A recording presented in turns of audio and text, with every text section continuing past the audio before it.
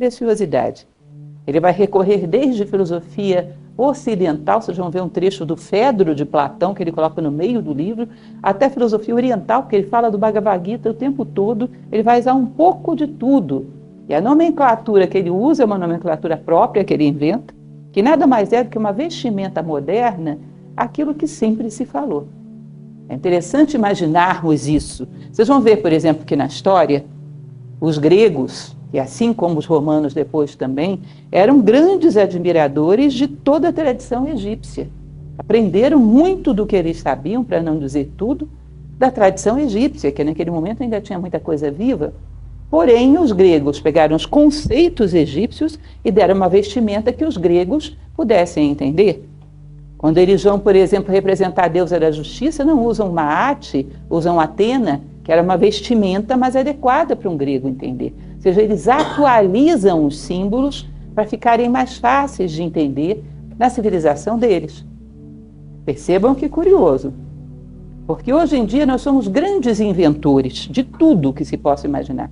Desde tecnologia até ciência pura mesmo, somos geniais, conseguimos calcular a distância entre duas galáxias muito aproximadamente, conseguimos fazer um acelerador de partículas que simula os momentos iniciais da manifestação do universo. Que é isso? É realmente fantástico o que fazemos.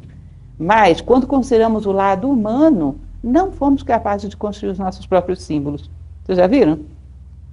Quando a gente quer falar de justiça, o pessoal que é da área de direito, sabe que tem que usar a deusa Temis, que é aquela com a venda nos olhos e uma balança na mão. Bom, vamos e venhamos, Temis é greco-romana. A gente não inventou uma representação moderna para a justiça? Não. Então temos que pegar emprestados símbolos lá atrás. Ontem mesmo eu comentava com alguns alunos, deixa eu ver se temos canetas aqui, quando queremos falar sobre o amor, ou você vai usar uma Afrodite grega, ou você vai ter que usar aquele símbolozinho simpático que a gente usa, que vocês vão te convir que isso aqui não representa o amor. Eu costumo brincar e dizer que isso aqui representa a paixão, né? Sobe, desce, acaba, começa tudo de novo. Ou seja, para a paixão ela é boa, mas para o amor é muito pobre uma coisa desse tipo. Nós que inventamos uma tecnologia genial, não fomos capazes de recriar os símbolos. Por quê? Crescer como ser humano não é a prioridade da nossa sociedade. Então, quando nós queremos falar de uma ação justa, nobre, temos que usar a retação lá da tradição indiana. Quando nós queremos falar de um bom conceito de justiça, temos que usar o platônico. Bom, nós não fomos capazes de atualizar essas coisas, por quê? Porque isso não é importante para nós, não é prioritário. Não é prioritário ser justo, mas calcular a velocidade do deslocamento de uma nave de um ponto a outro no espaço. É como se nós soubéssemos, o professor Jorge Ângelo Livraga, que é o fundador de Nova Acrópole, ele gostava de falar disso. É como se nós pegássemos um livro e soubéssemos de que é feita a capa, a composição química da tinta que pintou a capa, a composição da celulose que está lá dentro no papel, a composição da tinta, a gramatura, mas não sabemos ler. E quando alguém diz, olha, tá bom tudo isso que você sabe, mas o mais importante é você ler, porque o que está escrito aí remete para realidades que não estão aí, estão em outro lugar. A pessoa te dizer, não, você está mentindo, não tem nada escrito aí. São simplesmente uns símbolozinhos espalhados, que a gente sabe tudo sobre esses símbolozinhos. A altura que eles têm, quando eles variam, qual é a largura que variam. A gente sabe tudo sobre esses símbolozinhos, não tem mais nada a saber além disso. Entendem essa comparação? Você pega uma civilização egípcia. Provavelmente eles não sabiam muito bem a composição física do papiro nos seus mínimos, nos átomos, mas sabiam a que o papiro se referia em termos de valores. Para eles, o conhecimento transcendente, metafísico, que diz respeito ao próprio homem, era mais importante do que destrinchar o mundo físico. Né? Porque geniais como eram, se quisessem isso, provavelmente teriam chegado a isso. Porque chegam a construções que ainda hoje desafiam o tempo, chegam a um conhecimento humano muito profundo. Então, nós perdemos o foco. E quando trabalhamos com símbolos antigos, emprestados. E o que eu acho interessante nesse escritor, Steven Pressfield, ele é um homem do século XXI, vivo ainda, e que, por caminhos de uma reflexão própria de vida, e consulta também aos clássicos, ele chega a dizer as mesmas coisas que uma escola de filosofia diz. Os conceitos de Pressfield, se ele fosse um professor de Nova Acrópole, eu não estranharia. São muito coerentes. Ele chegou a essas conclusões sozinho, através da leitura dos clássicos. É um gênio, porque não é fácil chegar a essas conclusões sozinhos, quando todos os valores do nosso momento dizem o contrário. A pressão do coletivo é muito grande. Então, é um reforço que mostra para vocês que quando a filosofia aborda algo, ela não é uma voz isolada. Parece que um ou outro homem sensato, que pensa sozinho por aí na humanidade e tem capacidade de fazê-lo, começa a chegar próximo de tudo aquilo que a gente diz filosoficamente. Então, uma confirmação de que o bom senso conduz a valores. O bom senso conduz a uma identidade humana. Seja lá qual for o nome que você dê a esse caminho, mas você está falando a mesma coisa que todas as literaturas filosóficas de valor da história da humanidade falaram. Tá certo? Então vamos ao nosso assunto.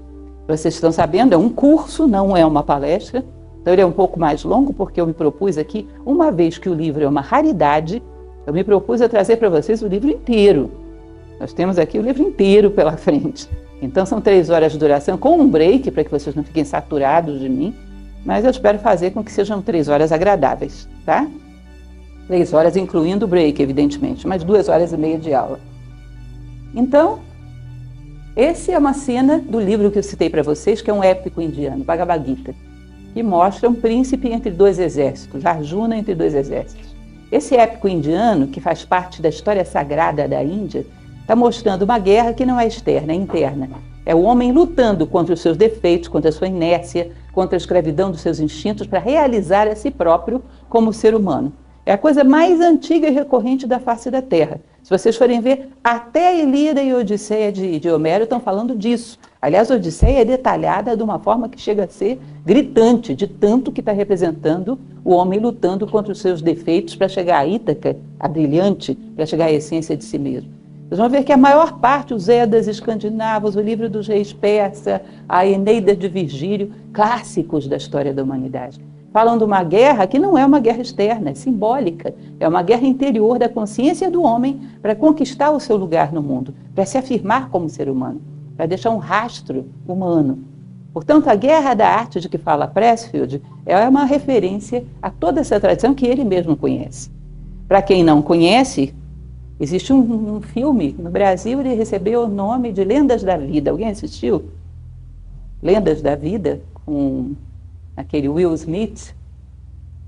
Bom, eu não sei o nome de atores, eu sei que um deles era o Will Smith. Essa Lendas da Vida é baseada num livro de Steven Pressfield. E, curiosamente, aquilo é o Bhagavad Gita indiano, ambientado no século XX.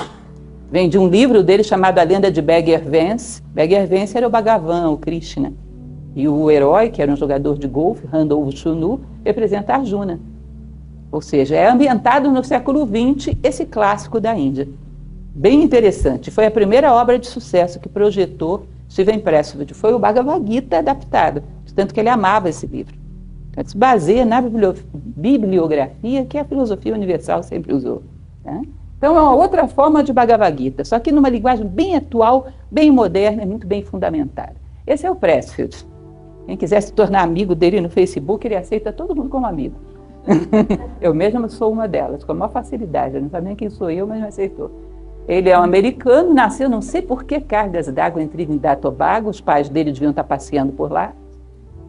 E escritor e autor de peças teatrais, roteiros para cinema, que foi a primeira profissão dele, muito fracassada, mas foi. E depois se torna romancista. Quando ele escreveu A Guerra da Arte, ele começou a entrar numa outra área, foi muito criticado, porque disseram que ele estava escrevendo autoajuda. Na verdade, autoajuda para mim é uma coisa bem diferente daquilo. E a autoajuda reforça de uma certa maneira o egoísmo, ajudar a si. A filosofia não é autoajuda, ensina a ajudar o outro. Ensina o desenvolvimento de um altruísmo, onde você não se veja como centro do universo. Então hoje a gente não tem muito critério, qualquer coisa que fale de como crescer, está falando de autoajuda. Para mim, qualquer coisa que reforce o egoísmo do homem e dê mais ferramentas para ele viver em função dos seus interesses é autoajuda. Outra coisa não, outra coisa está ensinando ele a ser mais humano, a se integrar no mundo, a pensar mais na humanidade, não pode ser autoajuda. Pode ser alterajuda, né? Ajuda ao outro. E o que ele faz não tem nada de autoajuda, tem muita qualidade para isso, inclusive. Uma quantidade enorme de livros, alguns publicados em português. Para quem gosta de romances históricos dele, que me desculpe o Christian Jacques, que é muito bom também, mas os do Pressfield são incomparáveis. Portões de Fogo conta a história dos guerreiros, os 300 de Esparta, de uma maneira que eu não sei como ele consegue fazer aquilo. Tempos de Guerra é recomendado para os professores de Oxford para que os seus alunos entendam como era a Grécia, como era a vida na Grécia, de tão perfeito que é. É a história de Alcibíades, um grande general grego, que era discípulo de Sócrates, por sinal. Tá? Os livros dele são sensacionais. E depois que ele escreveu A Guerra da Arte, ele andou escrevendo uns outros, que são continuação dele, que não foram traduzidos para o português ainda, que é A Ética do Guerreiro.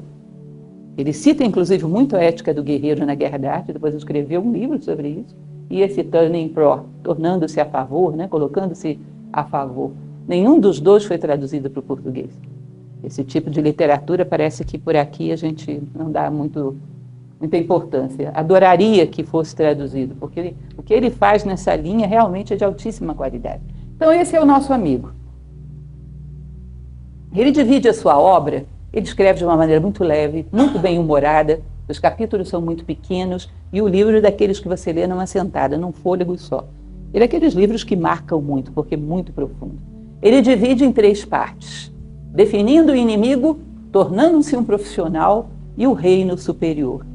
Entre outras coisas que ele fala, porque ele conta com o maior bom humor na página dele, como a crítica ao Massacrou quando ele lançou esse livro.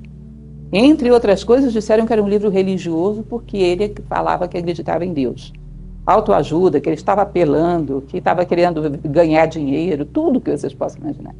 E aí ele conta como é que ele aprendeu a lidar com a crítica para não perder o bom humor.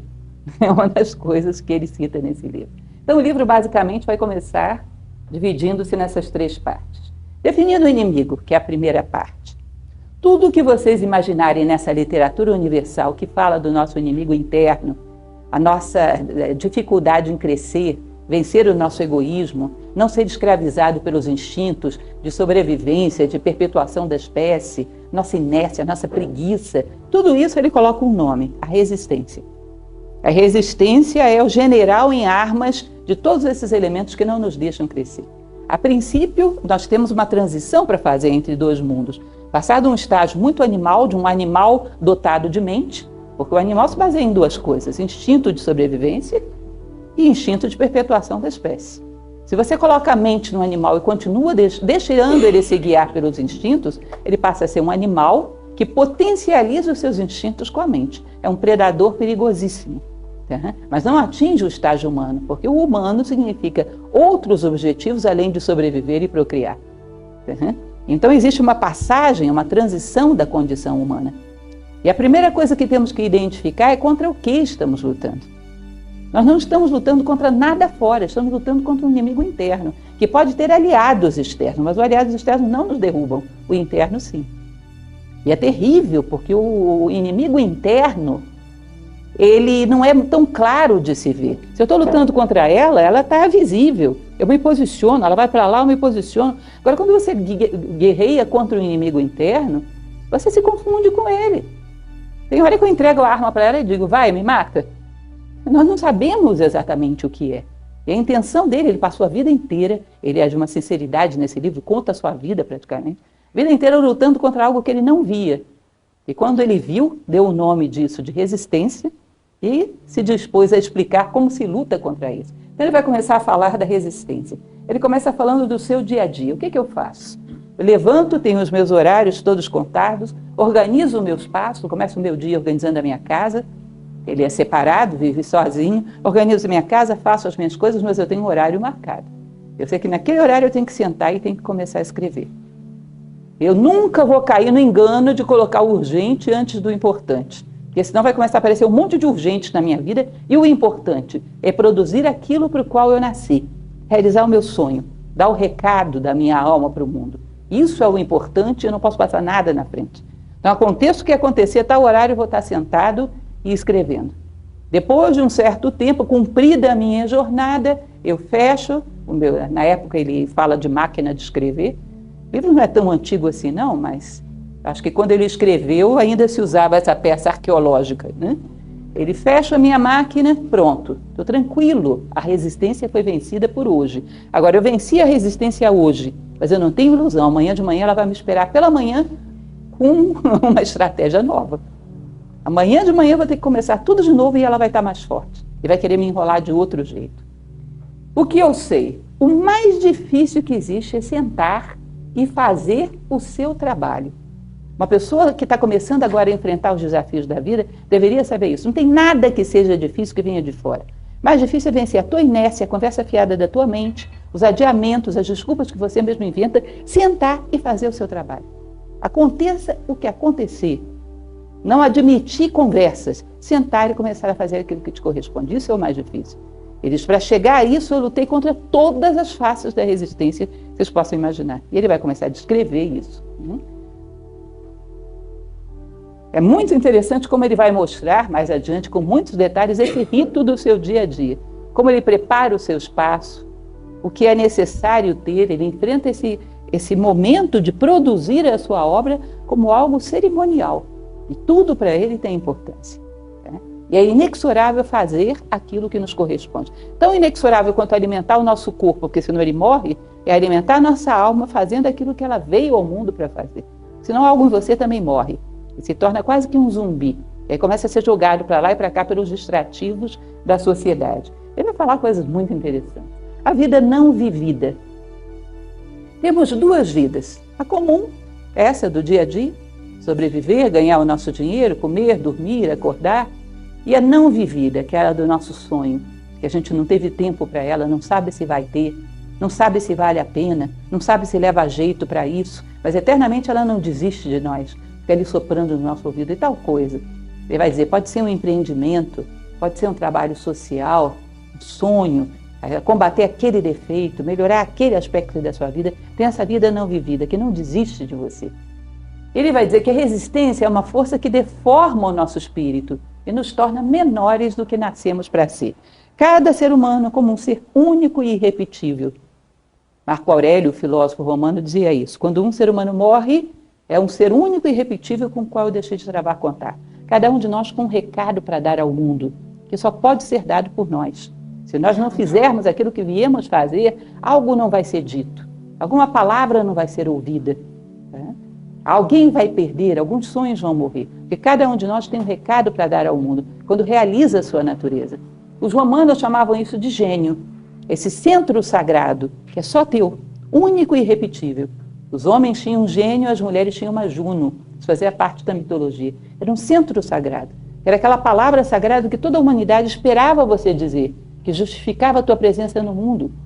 O universo é um grande quebra-cabeça onde cada um de nós traz uma peça. E cada um de nós tem uma peça a entregar, tem algo a dizer. Muita coisa vai deixar de ser se a nossa palavra não for pronunciada. Nós somos únicos, insubstituíveis. Temos uma missão no mundo que não é simplesmente sobreviver. Se você pega, por exemplo, eu costumo brincar com os meus alunos e falar para eles imaginarem um ser unicelular, que é uma ameba, que só sobrevive e procria.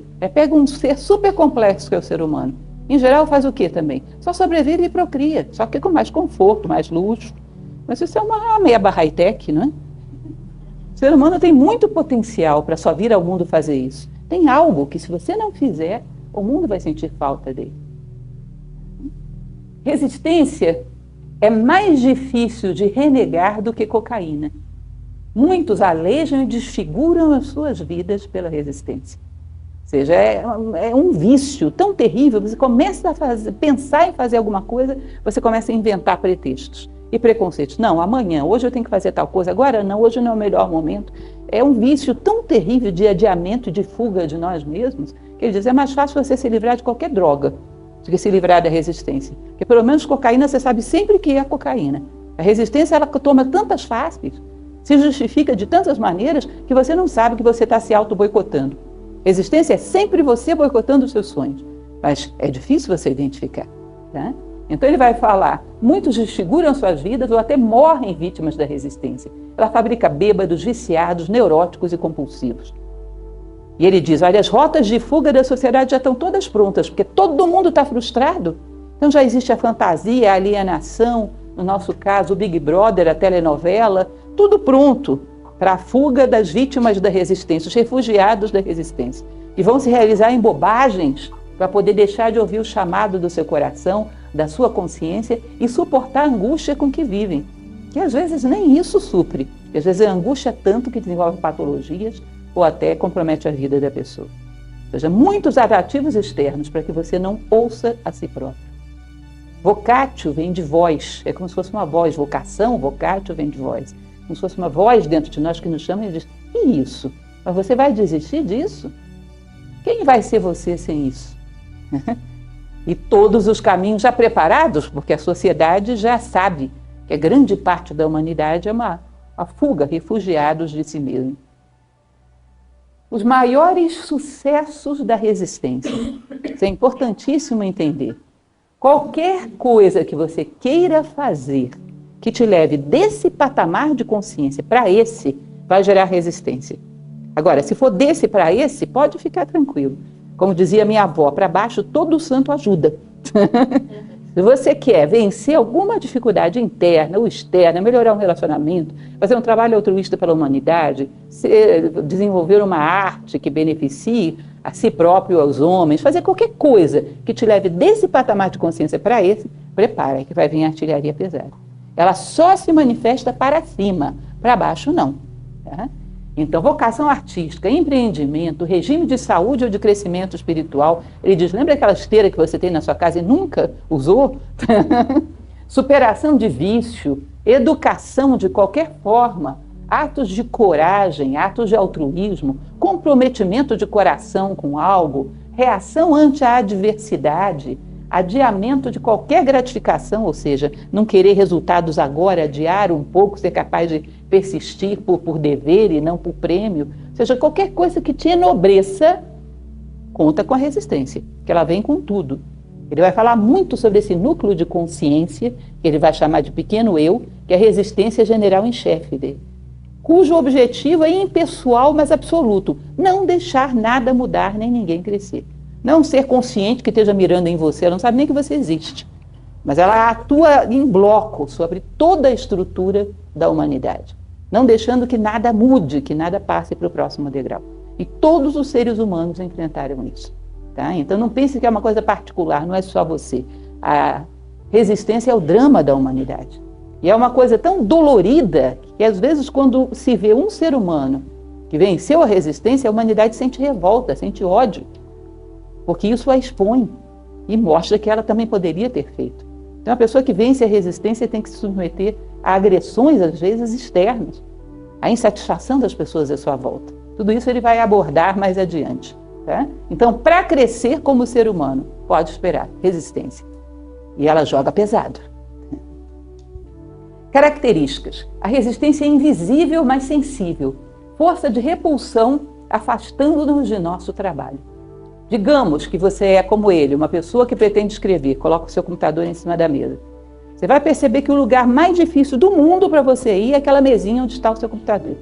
Você vai arrumar coisa para fazer na cozinha, no banheiro, na casa do vizinho, lá embaixo, na padaria, não sei o quê, blá, blá, blá, um telefonema, coisa, compromissos que estão atrasados há 10 anos, você vai lembrar que tem que fazer naquele momento, blá, blá, blá, blá. Aquilo ali tem uma força centrífuga, né? Você não vai querer sentar ali de jeito nenhum. Qualquer coisa que vai te obrigar a ter uma disciplina, um comprometimento, no sentido de puxar a tua consciência para cima, gera essa força centrífuga. Terrível de vencer. É um bloqueio e a gente não entende que isso é interno. Não, eu sou uma pessoa que adoraria escrever, mas eu tenho tantos compromissos. Quantas vezes eu já vi pessoas que começam a fazer com a gente o curso de filosofia, que é um trabalho de autoconstrução do homem, a filosofia nasceu para isso. E aí a pessoa, mas tanto tempo que eu queria fazer um curso de inglês, acredita que agora eu ganhei uma bolsa gratuita? E exatamente nesse dia, não tem outro. Eu ia pagar R$200, vou pagar só 180, um desconto muito bom. Isso só tem nesse dia, e elas não percebem que é resistência. Tem pessoas que hoje estão em Nova Acrópole que me falam, olha, quando eu vi esse curso de filosofia, eu pensei, vou entrar. Fiquei 10 anos para entrar.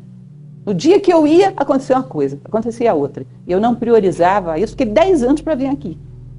Recebendo folheto, vendo plaquinha, fazendo não sei o quê. Sabe quem te adiou 10 anos? Resistência, não tenha dúvida. Isso e qualquer coisa que você faça para te levar a um degrau acima. A resistência é interna, não nasce de qualquer circunstância ou adversário externo. Nós a geramos e perpetuamos. nasce de um medo terrível, que é o medo de crescer, que é o maior de todos os medos. Ele vai citar isso. Te obriga a se reposicionar diante da vida, te isola daquelas relações que você tinha antes. É o maior de todos os medos. Não pense, eu não cresci por culpa do meu patrão, do meu pai, da minha mãe, dos meus filhos, da minha mulher, da minha sogra, que é sempre culpada. Não. Você não cresceu porque você tinha um medo terrível de crescer. As exigências que isso traz são muito pesadas.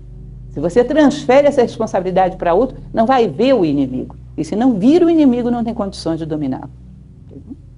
A resistência é insidiosa, mente, seduz, intimida e trai. É multiforme. Vocês acham que a resistência vai chegar para você e vai dizer: você não vai se comprometer não, porque eu não quero, eu sou a resistência. Você não vai aceitar uma coisa dessas? Você não vai não, porque você está com medo, tá? Não, que isso, eu não sou covarde, vou sim. Ela vai se apresentar com aquela face que tiver maior abertura para você. E ela é tremenda de capacidade de tomar as formas que forem necessárias e sempre surpreendentes. Então, se você amanhã se comprometeu em fazer alguma coisa e você acredita em astrologia, seu horóscopo vai estar dizendo: hoje é o seu inferno astral, não saia da cama. Se você acredita em intuição, hoje eu intuo que eu não devo sair de casa. Eu já contei para vários de vocês que uma vez eu conheci uma preguiça platônica, isso ficou muito marcado na minha memória. E nós somos voluntários em Nova Acrópole e eu era chefe de uma escola e estava arrumando a escola antes das pessoas chegarem. Aí chegou um rapaz, viu que eu estava arrumando, ficou meio assim, sentou, assistiu a palestra, no final ele veio me dizer: olha, eu queria muito ter ajudado você, mas Platão diz que cada um tem que se dedicar a um único ofício, que é aquele que é coerente com a sua natureza. E como eu não tenho natureza para faxineira, eu não podia ajudar você. Eu fiquei impressionada de ver, uma preguiça platônica, faltava isso. A resistência com essa fantasia eu não tinha visto ainda. Aí eu passei a acreditar que realmente ela pode vir vestida de Buda, de Cristo, de Confúcio, Lao Tse, de qualquer coisa. Pode, ela dá um jeito. Ela é muito multifacetada e vai se apresentar justamente com aquilo que tem mais chance de te convencer. A resistência é implacável, ela é uma máquina de destruição que não para nem cansa nunca. Vai perceber que quando a pessoa quer reagir e trabalhar para fazer alguma coisa que a transforme, que some para a humanidade, ela vai lidar com uma briga incansável com a resistência. Uma pessoa comodista que nunca lutou, se você falar para ela: resistência, resistência, que é isso? Ah, você viu isso em algum livro de autoajuda? Isso não existe, não. Ou seja, ela só se apresenta para quem reage, é claro. Quando você não reage, você não dá trabalho, a resistência tem aí um jogo fácil. Mas quanto mais você reage, mais poderosa ela vai se tornar. E ela não cessa enquanto não te imobilizar. Enquanto não te convencer a ficar parado e deixar disso, ela é tipicamente a turma do deixar disso psicológica. Enquanto ela não te convencer a deixar disso, ela não vai parar de atacar. Ele vai falar que até a reta final ela vai estar atacando. Não desiste. É uma força absolutamente inexorável da natureza. Enquanto ela não voltar você para a cadeira, ela não vai parar. E diz que se quebrássemos a resistência e reduzíssemos ela a um átomo, ela seria um átomo que continuaria lutando e dando pancada. É uma programação que ela não para, nunca. É da natureza dela, essa é a sua função no universo. A resistência é impessoal. Ou seja, não, a resistência me marcou. Não, marcou você. Não sabe nem quem é você. Ela faz parte de uma lei impessoal que tem essa função. Ela exerce uma força para te conter exatamente para, canalizando a vontade para superá-la, você se tornar maior do que é. Entende? Ele é aquele degrau que foi colocado na sua frente para que você, canalizando uma força maior, pise no outro patamar. Você não vai subir sem enfrentar essa parede diante de você a cada degrau, não é assim? Se nós imaginarmos uma escada, cada parede dessa que é colocada diante de nós é resistência. Só tem um jeito de você superá-la, para cima, canalizando vontade. Senão não vai sair daí. E é assim com todos os seres, não é só você que sobe escada. Todo o universo vai de escada rolante, só eu que tenho que fazer esse esforço. Não, todos os seres crescem enfrentando obstáculos. Tá? A resistência é infalível. Aí é uma dica muito boa que ele dá. Aquilo que ela mais te impede de fazer deve ser a melhor coisa que você tem para fazer na vida. Então ela é uma bússola. Sabe aquele negócio que ela vem te enrolando desde o início dos tempos? E ela não é afirmativa, ela não diz: não faça isso. Ela usa argumentos sutis: faça amanhã, semana que vem. Não, essa ideia é muito boa, viu? Ele vai falar disso, da procrastinação. Essa ideia é muito boa, mas hoje, sexta-feira, hoje é dia de começar a fazer alguma coisa? Segunda. Aliás, bom mesmo é o segundo semestre, que já está quase chegando aí. Não, agora não.